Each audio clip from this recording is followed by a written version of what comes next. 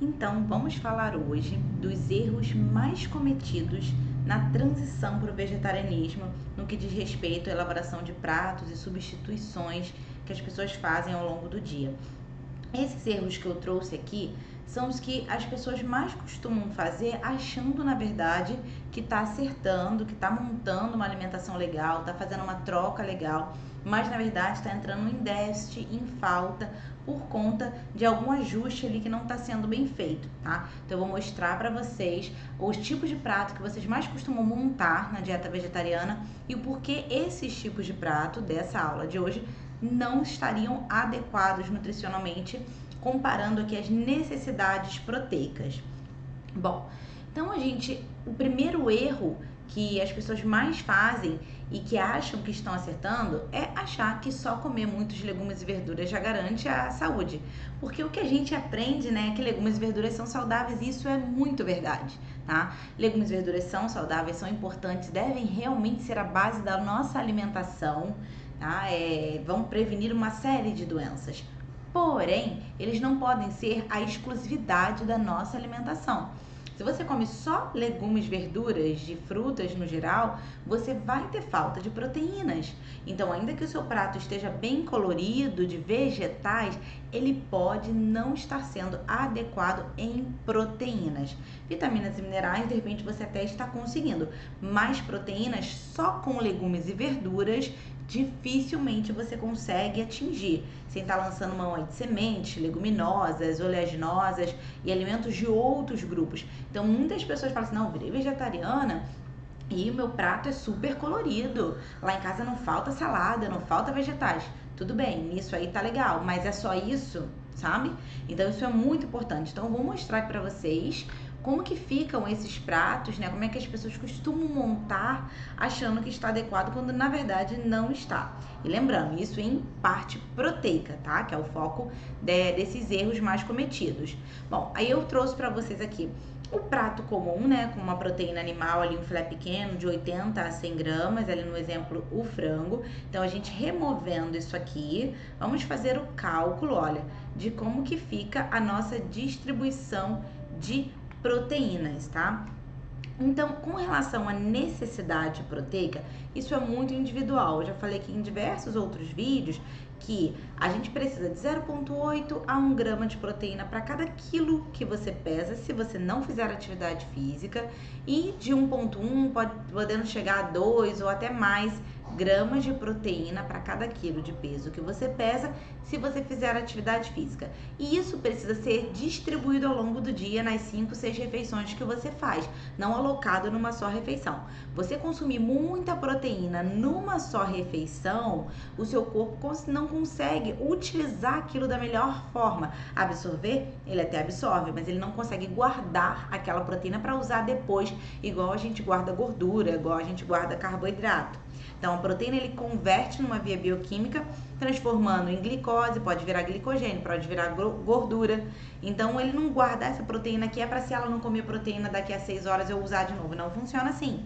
Então, você precisa fazer isso fracionado. Todas as suas refeições precisam ter proteína e que ao final do dia esse somatório seja equilibrado. Quando a gente fala de refeição principal, tipo almoço e jantar, um mínimo, gente, seria 15 gramas de proteína nessa refeição, se você não fizer atividade física, e 20 minimamente se você fizer atividade física, tá? Então, essas necessidades podem ser maiores, tá, do que isso aqui, mas o mínimo seria nessa faixa aqui. Então, vamos lá. Aqui a gente tem 100 gramas de salada, olha, que aqui está representado pelo alface, tomate, né, alface, cebola, e aqui os legumes cozidos que tá beterraba e cenoura. Então, nesse grupinho aqui, do primeiro quarto do seu prato, na verdade a primeira metade aqui, né, somando os 2 quartos de vegetais, você vai ter em torno de 2,5 gramas de proteína. Vegetal é fonte de vitaminas, de minerais, de antioxidantes, fibras, substâncias cardioprotetoras, mas não de proteína.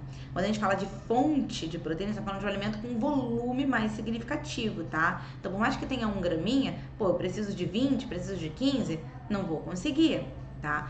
Então, aqui, ó, na parte dos vegetais, você vai estar conseguindo aí 2 gramas e meio. Na parte do arroz, que apesar da gente costumar comer bastante, ele não é uma fonte rica, ele tem em torno de 1,5 de proteína aí dependendo se ele for branco, se ele for parbolizado, mas sempre nessa faixa, sempre abaixo de 2 aí a cada 100 gramas. E a parte mais proteica desse prato seria aqui o feijão. Só que a proteína tá mais no caroço. A gente costuma comer meio a meio, né? Uma concha lá, caroço e caldo. Então, 100 gramas de uma concha sendo meio a meio dá 4,5. Vamos somar? O total desse prato aqui dá 8,5 de proteínas. Então, a gente vai começar a mostrar o que as pessoas costumam fazer quando faz o xizinho aqui nessa proteína animal para conseguir atingir um volume maior de proteínas. Elas fazem assim: será que se eu aumentar o feijão, eu já vou conseguir? Será que se eu ocupar de feijão aquele espaço que era ali do frango, fica adequado no exemplo aqui deste prato? Depende. A maioria das pessoas põe mais ou menos assim, ó, carocinho e caldo, meio a meio. Se a gente puser 200 gramas, gente, 200 gramas são 2 conchas grandes de feijão. Dá em torno aí de 250 a 300 ml só de feijão, é bastante coisa. Se ele for meio a meio aí, caldo e caroço, tá? Então, bota aí um copo grande de feijão, caroço e caldo. Se você puser nessa proporção aqui da nossa fotinho meio a meio, em 200 gramas você vai ter 9 gramas de proteína. Melhorou o cálculo? Melhorou, mas ainda tá abaixo, tá vendo? Dá 12 gramas de proteína. Ainda não fica pelo menos 15 ou idealmente 20 se você faz alguma atividade. Então, só você aumentar a leguminosa talvez não esteja sendo o suficiente. Então, fiquem calmos, gente. Estou mostrando aqui para vocês como que vocês costumam montar, que isso eu vou atendendo aqui em consultório e vendo no dia a dia como os pacientes fazem. Tô trazendo aqui os maiores erros, tá? Que a gente costuma atender. E eu vou mostrar na próxima aula como adequar este prato. Esse mesmo prato aqui eu vou dar uma versão que vai atingir 20 gramas de proteína, tá bom? Então fiquem tranquilos. Mas agora você já sabe que quando você aumenta o feijão, botando ali mais caldinho no meio, você não consegue equilibrar pelo menos 15, 20 gramas de proteína nesse prato aqui não, tá? Então vamos lá. Outras substituições de prato, porque a primeira coisa que todo mundo que vira vegetariano escuta é aumenta o feijão. Aí aumenta o feijão, a gente já viu que só isso não tá suficiente, tá? Ainda precisa de mais coisas. Aí a gente vai ver agora outros pratos. Bom, o que vocês acham desse prato aqui, ó? Vamos olhar, esse prato tá bonito? Tem bastante quinoa, né? Tem bastante quinoa aqui. Tem brócolis, tem ervilha, tem tomate, tem folhinha de manjericão, tem abacate, pepino. De longe, esse prato aqui tá legal, não tá? Será? Primeira coisa que as pessoas fazem é trocar a proteína animal pela quinoa. Quinoa não é uma fonte rica de proteína igual os alimentos do grupo das leguminosas. Em cada 100 gramas de quinoa, você vai ter em torno de 4 gramas de proteína, tá? Então, se você pensar em grão de leguminosa, que é feijão, grão de bico, lentilha, ervilha, só o carocinho dela, você tem em torno de 9 de proteína. Então, a quinoa, ela tá muito mais perto do arroz. Vamos fazer a conta desse prato bonitão, colorido, cheio de quinoa? Vamos lá. Então tá, aqui a gente tem em média 3 colheres de sopa de ervilha verde. Ervilha, leguminosa, fonte de proteína. Mas só que essa ervilha verde aqui, que é aquela fresca que a gente compra congelada, ela não tem uma concentração alta de proteína igual a seca, tá? Que a gente usa para fazer sopa. E de todo modo, aqui nesse pratinho ela tá entrando como salada, ela tá num volume muito pequeno. Então aqui tem em média umas 3 colheres de sopa, o que vai dar 2,5 de proteína. 3 fatiazinhas de abacate. Abacate, fruta, não é fonte rica de proteína, então 1 grama só. Saladinha de pepino com tomate, manjericão, tudo mais. Em 100 gramas você vai ter no máximo aí 1 grama de proteína nessa salada crua. O brócolis, em 3 raminhos, que a gente vai ter mais ou menos 70 gramas de brócolis, eu tenho 1,5 grama de proteína. Então, por enquanto, eu tô vendo aqui que o que tá dando mais proteína é a ervilha, tá? Mas ela tá como salada aqui nesse prato, tá? Eu preciso de um volume bem maior. E aqui eu tenho um pegador grande de quinoa, 100 gramas de quinoa cozida ali ocupando meu prato, me dando 4 gramas de proteína. Esse prato só tem 10 gramas de proteína, aproximadamente. Então, você pode comer 2 pratos desse, né? Aí tem que ver a caloria da sua dieta, como é que vai ficar. Então, tudo isso precisa ser muito bem pensado. Na próxima aula, eu vou mostrar como adequar esse prato aqui pra gente fazer ele se transformar em 20 gramas. Então, olha só, contar com a quinoa somente não é suficiente. E contar com a leguminosa, aqui no nosso exemplo, a ervilha, como um mix na salada, não sendo ela a estrela do prato, também não tá suficiente. Então, não adianta comer um monte de quinoa, certo? Agora, o que vocês acham desse prato vegetariano com queijo? Tem gente que fala assim, não, mas eu boto queijo na minha refeição. Primeira coisa, se você vira vegetariano, a substituição proteica para você não é trocar a carne por queijo nem por ovo, tá? São os alimentos que a gente vai falar na próxima aula. Então aqui, ó, colocou queijo, primeira coisa ruim. Os lácteos são muito ricos em cálcio, um volume muito grande de cálcio. E esse cálcio, ele reduz muito a absorção do ferro. Então, por mais que você esteja comendo salada, prato super colorido ali de vegetais, mas o ferro desses vegetais você não vai absorver adequadamente, porque você colocou cálcio no meio dessa refeição. Então, esse é o primeiro problema, a primeira questão aqui, tá? Então, colocar queijo na refeição não é recomendado. Laticínios no almoço e no jantar não é recomendado. Ainda mais se você for usar, por exemplo, fazer um estrogonofe, botar creme de leite. Nada que leve queijo aqui na refeição, isso vai atrapalhar a absorção do teu ferro. Vamos fazer o cálculo desse prato. Bom, que a gente já comentou, né, que o cálcio vai atrapalhar a absorção do ferro, podendo te causar anemia. Então, esse hábito de consumir queijo toda vez no almoço e no jantar, tomar iogurte perto do almoço e do jantar, isso não é adequado para a questão do ferro, tá? Então, salada, a gente já sabe aqui que não é uma fonte rica de proteína. Então, um prato de salada crua vai te dar 2,5 de proteína. As 3 fatias de queijo, que é mais ou menos o que tá aqui nesse prato, dá 8 gramas de proteína. Então, a gente fecha um prato com 10 gramas. Também não está adequado, mesmo você botando queijo no seu prato.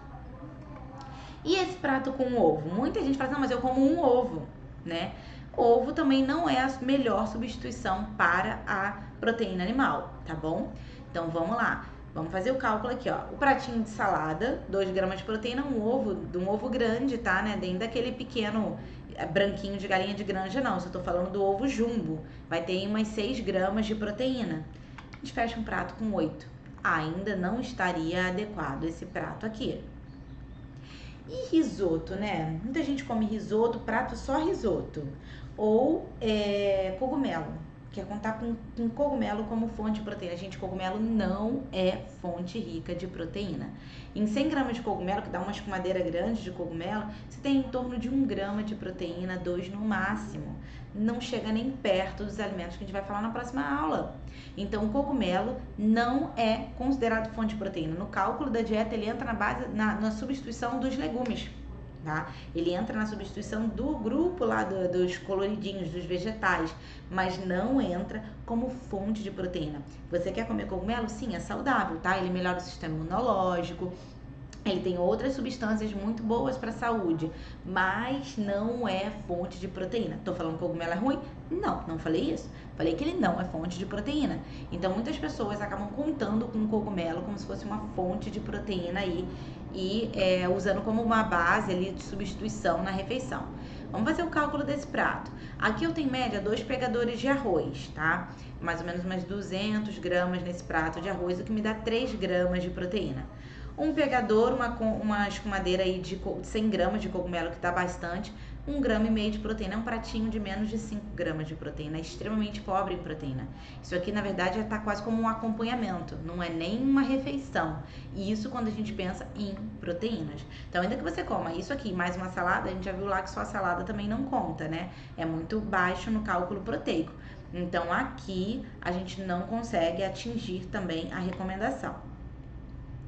Bom, o segundo maior erro, agora a gente já viu os pratos mais comuns, mais montados e a inadequação desses pratos aí no cálculo proteico, tá? Agora a gente vai ver a troca dos leites, dos laticínios, né, de origem animal pelos leites vegetais ou aspas aí, laticínios vegetais. Então, vamos ver o que as pessoas costumam fazer de substituição e por que isso não ficaria equivalente aí no cálculo proteico. Lembrando que as suas refeições intermediárias de lanche da tarde, café da manhã, elas precisam ter proteína também, tá? Não é só no almoço e no jantar. Lembra lá, se você pesa 70 quilos e você precisa de 1 grama de proteína por quilo de peso, é 70 gramas ao dia. Se você consumir 20 no almoço, 20 no jantar, deu 40. Ainda tá faltando, tá? Então, vamos ver lá. Então, um dos leites mais comuns que as pessoas fazem aqui, ó, é o leite de coco, tá? Então, vamos ver aqui como que tá a parte do leite de vaca. Então, em 200 ml de leite integral, você tem média de 122 calorias, 6 gramas de proteína e 240 miligramas de cálcio. Lembrando, gente, que eu sempre falo isso aqui, os animais para corte, frango, gado, eles são suplementados, tá? De vitaminas e minerais. O farelo que eles comem, os grãos que eles comem, eles sempre recebem algum tipo de enriquecimento ali. A vaca, por exemplo, enquanto ela está produzindo leite, né, teoricamente para o bezerro, mas aí retirado na fábrica, né, ela é suplementada com cálcio, inclusive. Então, a alimentação desses animais é enriquecida com micronutrientes. No caso da B12, eles ou recebem a própria vitamina B12 ou cobalto para que assim consigam produzir B12, eles sempre são suplementados, até porque a maioria não é mais de pasto livre, é de confinamento. Então, sendo de confinamento, eles precisam receber micronutrientes. Então, na verdade, você tomar o leite, você comer a carne, você está terceirizando uma cadeia de suplementação. É mais fácil você tomar o suplemento diretamente e não fazer uma cadeia onde o animal é criado por meses ou anos ali, né, utilizando boa parte do solo, utilizando o meio ambiente, recebendo grãos que você poderia estar consumindo, recebendo suplemento, para no fim te gerar um bife que vai ter as vitaminas que esse animal tomou ao longo da vida, sendo que você poderia tomar, talvez, esses suplementos caso necessário. Então, primeira coisa. Então, assim, em cálcio, a gente realmente não vai conseguir igualar, mas tem alguns leites vegetais que a gente consegue fazer que chegam perto no cálculo de cálcio, que na próxima aula eu vou mostrar, tá bom? Então, aqui, ó, o foco meu é mostrar pra vocês a questão da inadequação proteica e diferença calórica. O leite de coco, que é um dos que as pessoas mais fazem, primeiro, aqui eu tô falando do leite de coco caseiro. Porque o leite de coco industrializado, aquele de mercado, aquele é cheio de goma, tá? Um monte de aditivo químico. Aquilo ali não é uma versão saudável, esses leites de coco de garrafinha de vidro, tá? Aquilo ali não. Tô falando você bater o seu coco, você fazer o leite de coco. Não estou dizendo que o leite de coco é ruim. Estou dizendo que ele não equivale em proteínas e nem em calorias ao leite de vaca. Dependendo da concentração que você vai fazer esse leite de coco, se você fizer ele mais ralinho ou mais grossinho, ele vai ter de 200 a 400 calorias. Então, primeiro, se o teu foco é perder peso, você quer emagrecer, você tomar leite de coco todo dia, você já pode estar consumindo 400 calorias só num copo, tá? Então, a primeira coisa que você tem que observar é um leite extremamente calórico, sendo que a maior parte dessas calorias é de gordura, e gordura saturada. E a gordura do coco, gente, é uma gordura saturada, que é uma gordura inflamatória. Não é a melhor gordura. Então, as melhores gorduras são o ômega 3, as gorduras mono, poliinsaturadas. As gorduras saturadas a gente tem que consumir o menor volume possível. Isso é recomendação da Sociedade Brasileira de Cardiologia. Então, assim, o coco, ele é para ser uma coisa, vou fazer uma receita que leva coco, mas você todo dia ficar tomando óleo de coco, tomando leite de coco, é todo santo dia gordura saturada, tá? Então, não é interessante que ele seja uma substituição diária. Se você gosta do sabor e quer fazer uma coisa esporádica, tudo bem, mas para ser todos os dias ali tomando esse leite de coco, talvez não seja interessante. Então, cálcio realmente não tem como, mas proteína aqui, ó, você vendo, nem chega perto, de 0,5 a 2 gramas de proteína por copo, dependendo da concentração, de como você faz esse leite grossinho. Então, assim, fonte de gordura saturada, até mais do que o próprio leite de vaca, tá vendo? Ó, no leite de vaca você tem em média 3,7, 4 gramas de gordura saturada. No copo de leite de coco você chega a ter de 20 a 35. É muito mais do que aqui no leite de vaca, quase 10 vezes mais. Então, é muita coisa. Aí, todo dia a gordura saturada, ela vai ser reconhecida lá pelos seus receptores e ativar uma produção de citocinas mais inflamatórias. Então, não é para substituir leite de vaca por leite de coco diariamente, tá bom? Outra substituição que as pessoas costumam fazer é o leite de arroz. E aí tem os industrializados, e aí seria mais ruim, pior ainda, né? Não, mais ruim, português errado. Se você substituísse pelo industrializado, porque o industrializado ainda tem seus aditivos químicos, tá? Mas vamos falar do leite de arroz caseiro. Vai depender da concentração que você vai fazer. Se você fazer ele grossinho ou ralinho, ele vai ter de 70 a 200 calorias. Também não é fonte de cálcio, gordura ele não tem, mas ele também não é fonte de proteína. Ele pode ter de 0 a 1 grama de proteína por copo. Então, basicamente, é um leite à base de carboidrato. Você pode utilizar ele, de repente, em outras coisas, mas não como uma base da sua alimentação. Contar com ele como fonte de proteína. Porque o que acontece é que às vezes você tira o leite de vaca e troca por um leite vegetal e você está confiando naquele leite vegetal como uma fonte proteica. Se você está tomando simplesmente por sabor, aí é outra coisa. Aí o restante da sua dieta, ele vai precisar ter proteínas, tá? Então, por exemplo, esse café da manhã, você vai precisar de outras coisas ali, fontes de proteína. Fazer uma aveioca, que é aquela panquequinha de aveia, um grão-melete, um sanduichinho de pastinha de hummus, alguma coisinha assim. Mas você utilizar o leite contando que ele tá te dando uma proteína equivalente ao leite de vaca, aí você tá fazendo uma substituição equivocada.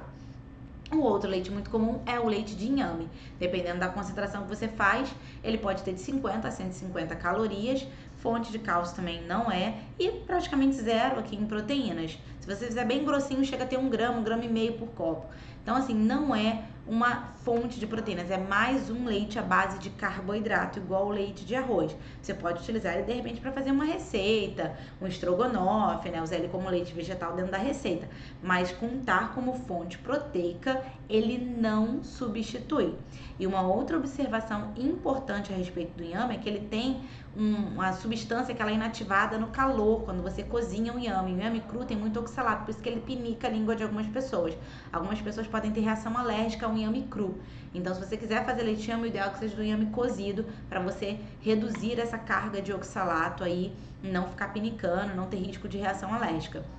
Eu vou mostrar para vocês na próxima aula quais os leites vegetais que chegam mais próximo no quesito proteínas e cálcio, tá bem? Então esses aqui são basicamente fontes de carboidrato. E uma coisa muito comum que os vegetarianos estão fazendo hoje é aumentar a quantidade de carboidrato da sua alimentação. Porque tira ali o leite, tira o ovo, tira a carne e bota um monte de carboidrato no lugar. E come mais pão, macarrão, batata, arroz, leite à base de carboidrato, como de arroz, de inhame. Então, a alimentação fica extremamente alta em carboidratos e baixa em proteínas. E isso vai te fazer perder massa muscular, ter queda no teu rendimento esportivo se você treina, diminuição da tua produção de células de defesa até mesmo, queda de cabelo, unhas fracas. E conforme for passando o tempo, você vai tendo sarcopenia, que é aquela perda muscular em que você vai ficando todo flácido. Então, é muito importante que se consuma proteínas adequadamente. Então, você simplesmente tirar os alimentos de origem animal e ir colocando esses outros no lugar, se eles passarem a ser a base, se aqueles pratos que a gente mostrou passarem a ser a base, se esses leites passarem a ser a base, você continua consumindo mais carboidrato. Então fiquem atentos que na próxima aula eu vou mostrar como que você enriquece seu almoço de proteína, quais os leites, quais as pastinhas, o que você pode estar utilizando nos lanches intermediários, como café da manhã e lanche da tarde, que vão agregar mais em proteínas. Uma outra troca que a gente costuma fazer, né, é trocar o queijo, o requeijão, por pastinhas vegetais. Só que muitas das vezes as pastinhas mais utilizadas são as que são à base de carboidratos ou à base de gorduras. E aí você não vai ter uma adequação na questão proteica ali dessa substituição. Eu fico brincando com meus pacientes e falo assim, você tá passando carboidrato no carboidrato, né? O pão com uma pastinha à base de carboidrato.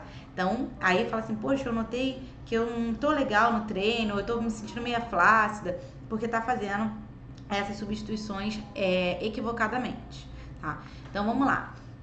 Requeijão aqui, em uma colher de sopa rasa, que dá 20 gramas, uma rasinha, tá? De requeijão, você vai ter 50 calorias em média e 2 gramas de proteína com 50 miligramas de cálcio. Aqui eu volto, cálcio realmente você não vai conseguir algo igual, mas você consegue próximo em algumas opções que eu vou mostrar na próxima aula.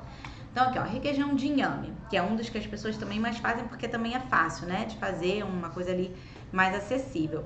Calorias ele até tem pouco, legal, mas proteínas ele não tem, ó, 0,3 a cada colher de sopa. Então é basicamente fonte de carboidrato. Você pode utilizar isso para fazer alguma receita ali que você queira engrossar alguma coisa, mas contar com ele como fonte proteica, não. Lembrando que nas suas refeições intermediárias, o ideal é que tivesse pelo menos 10 gramas de proteína aí no seu café da manhã, no seu lanche da tarde, no seu almoço e jantar, pelo menos umas 20, 15 no mínimo, tá? Se você treina de 20 para cima. Então, é muito importante que as suas refeições intermediárias lhe deem uma quantidade boa de proteína. Por isso, quando você troca esses alimentos, né, de origem animal pelos mais ricos em carboidrato, você acaba no fim do dia, quando faz a conta da tua dieta como um todo, você não consegue atingir ali 1 grama de proteína para cada quilo de peso corporal, tá? Então, o requeijão de inhame não é a melhor opção. E aqui eu trouxe algumas pastinhas vegetais industrializadas. Tem algumas industrializadas boas, tá? Mas tem umas que não são. Por exemplo, castanha de caju é riquíssimo em proteínas, sabe? Quando você faz ali alguma receita com ele. Só que o problema é que essas industrializadas, elas não são a base de castanha. Ela tem mais gomas, mais outras coisas ali para conseguir fazer aquele creme. Então, castanha de caju não é a base dessas pastinhas industrializadas. Então, ó, em uma colher de sopa, 20 gramas de requeijão ou creme de castanha industrializado, variando entre as marcas aí do mercado, eu peguei as principais marcas, você vai ter entre 30 e 55 calorias e de 0,2 a 1 grama de proteína. Aí fica muito pouco, entende? Em relação a esse de 1 grama de proteína é dos mais grossinhos, né? Por exemplo, esse daqui, ó, creme de castanha, que chega a ser metade do requeijão. Só que ele também é mais calórico. Então você comeu 2 colheres dele para equivaler em requeijão. Mas daí só aí você já fez 110 calorias.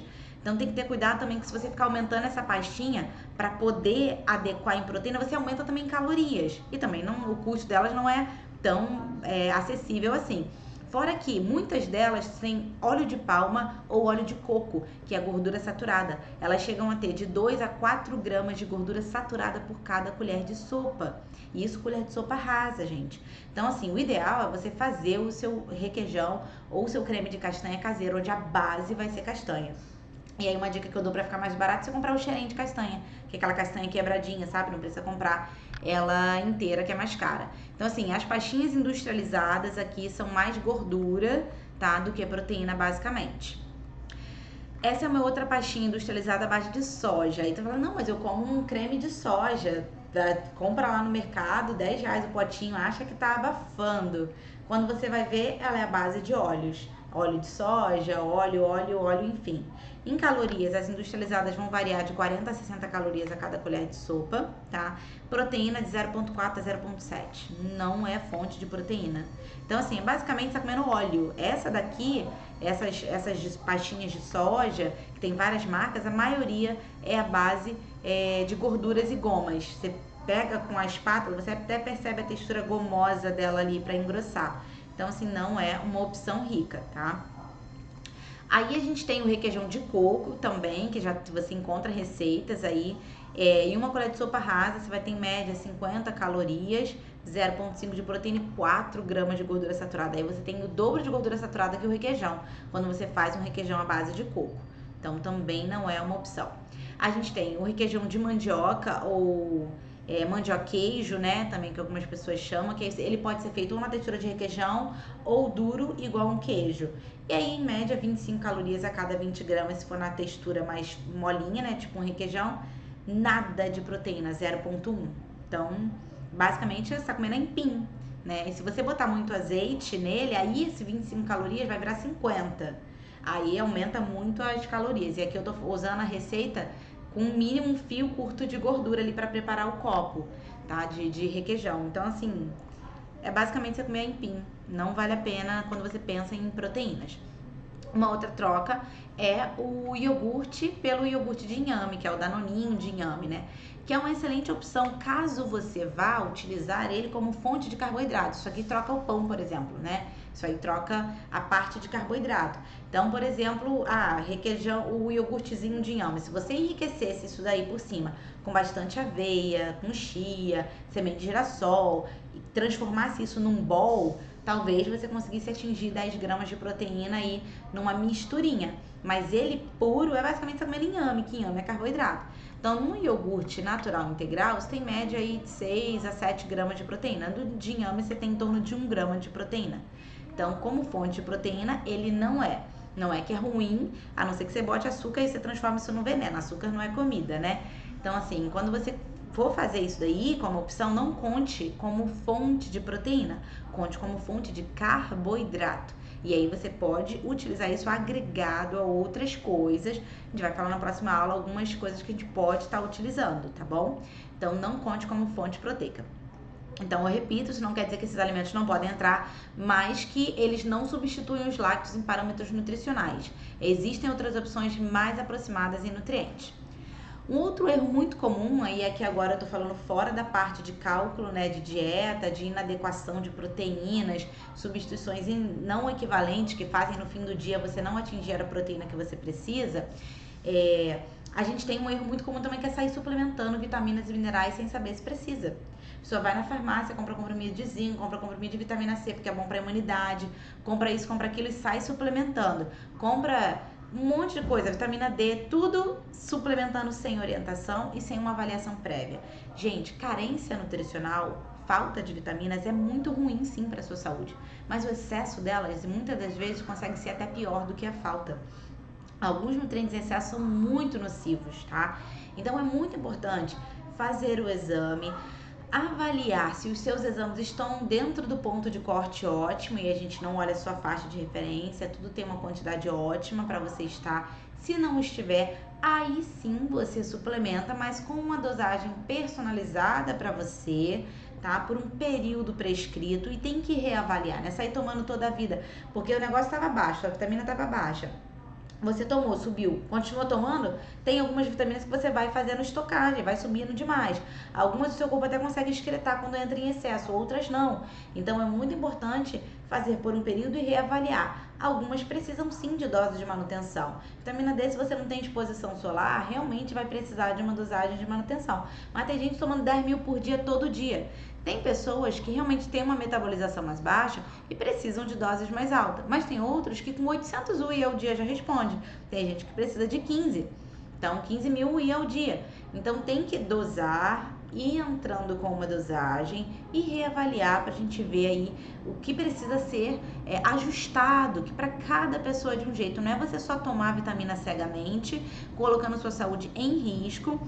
Excesso de algumas vitaminas podem depletar outras, por exemplo, biotina para cabelo, precisa de ácido pantotênico. Então a pessoa fica tomando só biotina, como é que fica o pantotenato? Então tem coisas que você precisa fazer sinergia e você precisa estar acompanhando. Então eu trouxe aqui para vocês alguns excessos que são os mais arriscados e que as pessoas mais costumam tomar por conta própria, tá?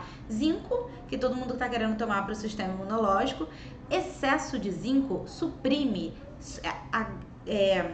atrapalha o sistema imunológico, faz com que o seu sistema imunológico não funcione bem. A falta dele atrapalha a sua produção de células de defesa e o excesso também atrapalha a sua produção de células de defesa. Então existe uma linha tênue. Qual é o nível ótimo aí? Você ficar com o exame de sangue entre 90 e 110, por aí. Menos que isso não, mais que isso também não é interessante. Então, o excesso de zinco você saindo tomando por conta própria pode suprimir teu sistema imunológico, te causar anemia porque depleta ferro, te causar deficiência de cobre, e deficiência de cobre também pode levar à anemia porque baixa uma proteína chamada ceruloplasmina que transporta o ferro. Então, excesso de zinco pode baixar seu ferro, pode baixar seu cobre, atrapalhar seu sistema imunológico e reduzir o seu colesterol bom, que é o HDL. Olha que perigoso. Tá? Excesso de magnésio pode te causar arritmia cardíaca, baixar demais sua pressão arterial a ponto de você desmaiar dependendo desse excesso que você está fazendo, causar sonolência, fraqueza muscular. Então, olha só, né? Ah, mas todo mundo tem deficiência de magnésio? Não sei, a maior parte da população realmente tem. Mas será que você não é os, 40% que não tem deficiência? Será que você não é fora da curva? Você não tem já o seu magnésio mais alto naturalmente? Sua absorção é muito boa? Será que você não come bastante alimentos integrais? Esse magnésio já não está alto? Já não está um magnésio de 2,4? Você vai e suplementa o troço e daqui a pouco te dá um problema? Então, magnésio, quando a gente dosa o magnésio sérico, ele tem que ficar entre 2, 2,3, por aí no teu exame, tá? Então, excesso também não é bom, falta também não é. Vitamina D, o excesso dela pode suprimir, também atrapalhar o sistema imunológico, assim como a falta, causar pedra nos rins, calcificação de tecidos moles, calcificação arterial, então começa a formar moléculazinhas agarrando de cálcio na parede da sua artéria, e isso aí começa um progresso de aterosclerose, que aí te leva a um infarto lá na frente, só a longo prazo. Então, excesso de vitamina D também é muito ruim para a saúde. Nível ótimo de vitamina D no exame entre 40 e 60, 70, por aí eu não deixaria passar de 80. Então, manter a vitamina D entre 40 e 60 aí seria o adequado. Se você é vegano, realmente manter a vitamina D um pouco mais alta vai melhorar a tua absorção de cálcio. Então, para os meus pacientes veganos, eu sempre procuro deixar ela ali entre 50 e 60, minimamente aí 50, para que a gente absorva bem o cálcio, porque a ingestão de cálcio às vezes não chega àqueles 1000 miligramas se a pessoa não tiver muita disciplina. Então, manter ela um pouquinho mais alta para o vegano pode ser interessante, mas não acima do máximo, tá? Isso nunca. A vitamina K2, que realmente ela atua, né, nessa sinergia com a vitamina D.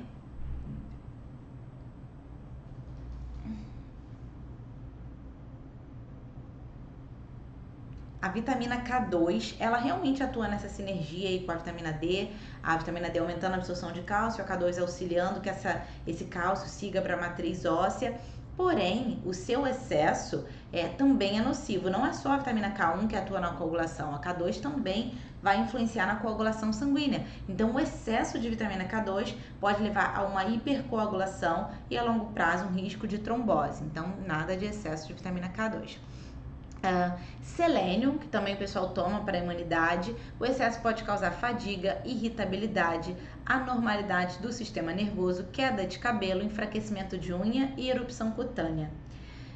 Vitamina A. O excesso pode causar dores articulares, dor de cabeça, vômito, pele seca, unha quebradiça e doenças hepáticas. Então, vitamina A é bom para a pele, mas o excesso já deixa ela ressecada. Então, tudo tem o seu equilíbrio, né? Manter o exame de vitamina A aí entre 0,5, 0,7, 0,8 no máximo já seria um bom exame. O selênio você pode manter também na faixa de 100, tá? Vitamina C, o excesso pode dar litíase renal, que é pedra nos rins, porque a vitamina C ela é excretada formando oxalato. O seu corpo ele consegue utilizar em média de 150 a 200 miligramas de vitamina C por dose.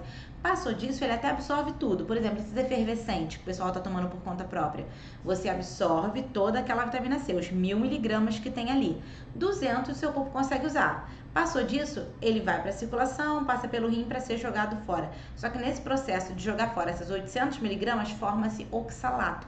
Esse oxalato pode cristalizar e formar pedra nos rins. Então, se você fica fazendo isso por muitos anos, tomando vitamina C em doses altas, você pode desenvolver uma litíase renal. Então, uma coisa é você comer frutas ricas em vitamina C espalhadas ao longo do dia. Outra coisa é você tomar uma dose alta de uma só vez, porque aquilo chega tudo de uma vez no seu sangue e o seu corpo não utiliza aquilo numa dose alta. Ele não tem como guardar a vitamina C igual ele guarda a vitamina B12, por exemplo. Então, ele vai acabar excretando.